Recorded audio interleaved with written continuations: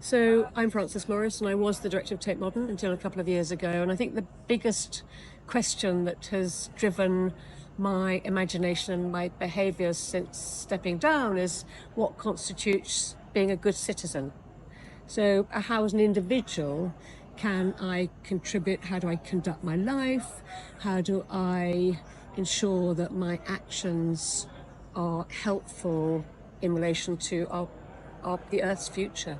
Very simply put, we're in crisis, and what can I do?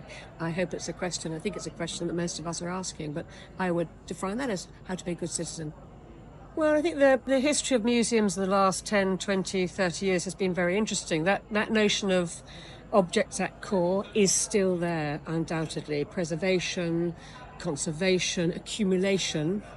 These are all values that are absolutely central to the institution, but even internally, they're being countered by a different set of values, which really see the museum as a useful place for people, and however you define that, and wherever you are, and how you as a trusted organisation can provide the kind of social, intellectual glue that brings people together and helps them negotiate complicated lives. And I've seen that happening at Tate, particularly through the amazing pressure and activism of artists, and coming and saying, this is what you can do, can you do it with us?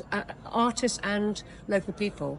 So the idea that the museum is a temple has been superseded by the idea that the museum is a park or a street or a home or a library or a town hall. It's a place where people gather to do different things together or individually, but to do so in a kind of companionable way. And I think that's the biggest lesson that museums can offer to the world, that we can bring our very different backgrounds, ages, races, ethnicities, genders together and get on with each other and what we want to do in harmony. What a great role model for humanity.